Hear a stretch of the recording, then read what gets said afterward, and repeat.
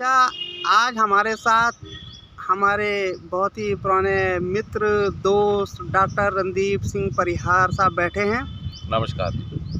आपका स्वागत है। थोड़ा-सा इनका मैं आपको इंट्रोडक्शन देता हूँ। ये पीएचडी इन्होंने की हुई है और पीएचडी के बाद ड्यूरिंग पीएचडी और पीएचडी के बाद भी ये जो हैं सोशल इश्यूज़ से जुड़े रहे और ये बहुत ही एक पुराने एक्टिविस्ट थे। इनने कोई पार्टी नहीं ज्वाइन की, लोगों के लिए बहुत संघर्ष किए। अपनी ज़िंदगी जो थी वो लोगों के इश्यूज़ के लिए डिफ्यूज़ कर दी और पूरा अपनी ज़िंदगी को जो है वो लोगों के काज़ों के लिए लगाया, लेकिन ये पब्लिसिटी पे बिलीव नहीं करते थे।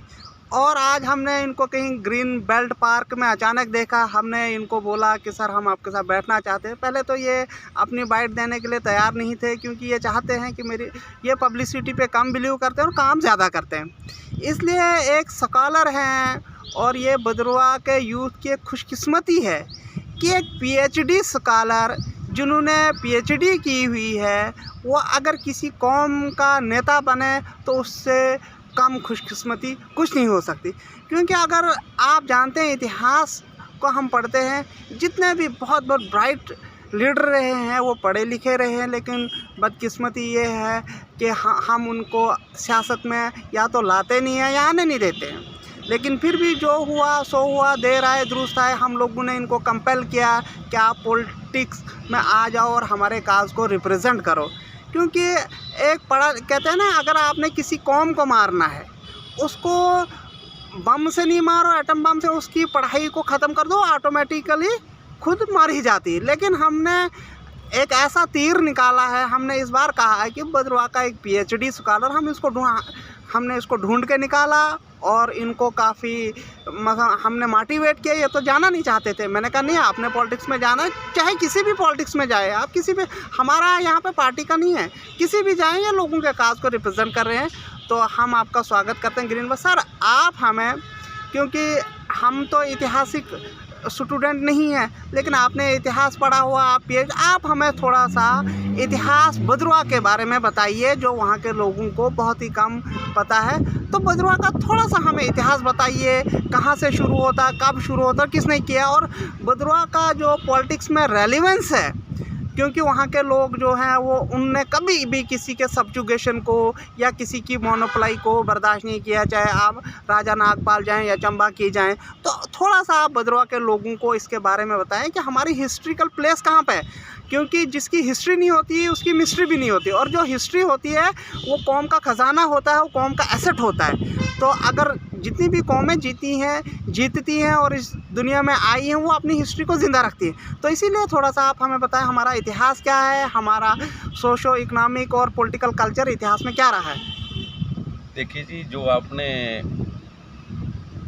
इतनी तारीफ़ के पुल बांधे हैं, मैं तो उस काबिल नहीं हूँ। मैं एक अदना सा एक समाज का एक हिस्सा हूँ, वर्कर हूँ, और लोगों के काम आना मेरा एक ज़िंदगी का मकसद है। आपने कहा भद्रवाह के अवाम के बारे में, भद्रवाह के इतिहास के बारे में, तो मैं ये वाज़िया कर देना चाहता हूँ कि हमारा जो कल्चर, हमारी तहज़ीब, हमारी संस्कृति, हमारा इतिहास, वो हमारे कल्चर में रग रग में बसा हुआ है। आप फोकलोर उठा के देख लीजिए, आप सांस गीत उठा के देख लीजिए, और आप हमारे धार्मिक भजनों को देखिए, उनमें आपको पूरा भद्रवाह का इतिहास समाया हुआ मिलेगा। ये बात दूसरी है कि इतिहास में वो हमें स्थान नहीं मिला जो भद्रवाह के निवासियों को मिलना चाहिए था। मैं बात करूँगा गरुड़ पुराण की। वासुकीनाग जी की जो लड़ाई हुई है गरुड़ जी से, और जो हमारी यात्रा जाती है, कैलाश यात्रा जाती है, तो ये इतिहास वर्षों पुराना है, सैकड़ों वर्ष पुराना है। और इसमें जो जंग हुई है, जो वासुकीनाग जी ने जीती है जंग, और उसमें आपने देखा होगा कि किस तरह भोलेनाथ जी की भी उसमें शमूलियत है। वो जो कैलाशवासी हैं, उन्होंने वो अपने जो जहाँ वो निवास करते थे कैलाश झील में, तो उन्होंने वो वासुकीनाग जी को दी।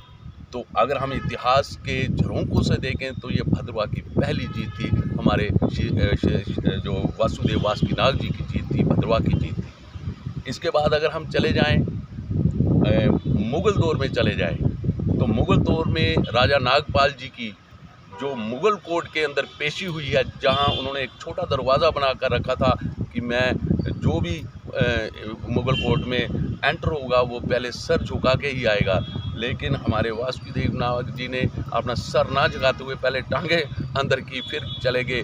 और इस पर जब राजा नागपाल जी के दरबारियों में तहलका मच गया, उन्होंने तलवारें म्यान से निकाल ली कि आपने सर क्यों नहीं झुकाया। उसने कहा मैं सर झुकाता हूँ तो वासुदेव जी के चरणों में झुकाता हूँ।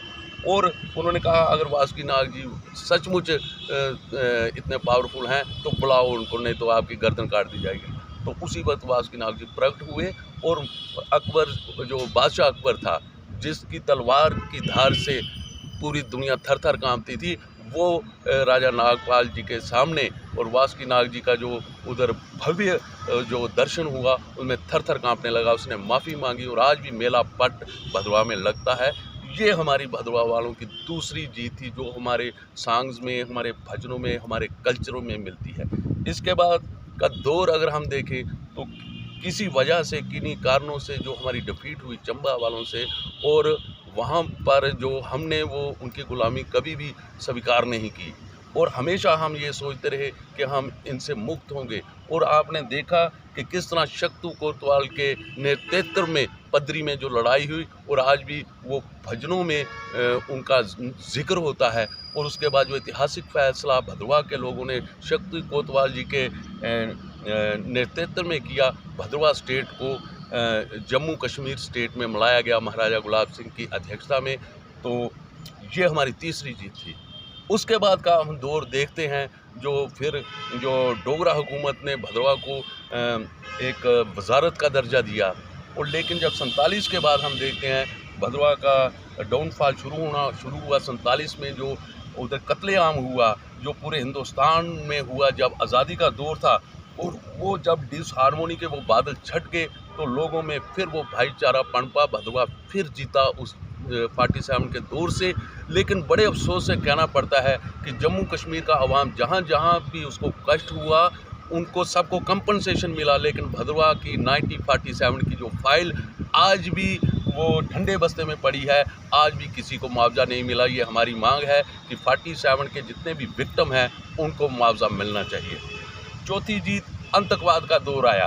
आतंकवाद के दौर ने हमारे भदरवा के निवासियों ने, नौजवानों ने, बुज़ुर्गों ने अपनी शहादतें पेश की और आज भदरवा के अंदर अमन और चैन है, वहाँ भाईचारा कायम है।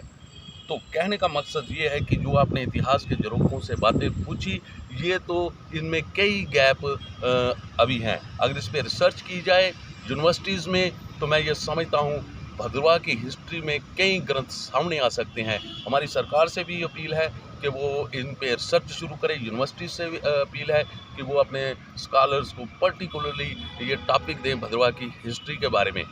अब जब आप हिस्ट्री, रिलीजन, कल्चर, सिविलाइजेशन, संस्कृति की बात करते हैं, तो मैं ये समझता हूँ कि भदरवा के लोग बहादुर, दलेर, जिंदा दिल कौम है, जिन्होंने अपने कल्चर को भी बचा के रखा है, हिस्ट्री को भी संजो के रखा है। आज ज़रूरत है कि जो हमारा वासुकी पुराण है, जो हमारी संस्कृत की किताबें हैं, जो हमारी भदरवाई ज़बान है, आज ज़रूरत है कि भदरवा को इसका ओरिजिनल नेम दिया जाए, भद्रकाशी इसका नाम रखा जाए और इसको कम से कम जम्मू कश्मीर यूनियन टेरिटरी में भदरवा को डिस्ट्रिक्ट स्टेटस मिलना चाहिए। धन्यवाद। Thank you.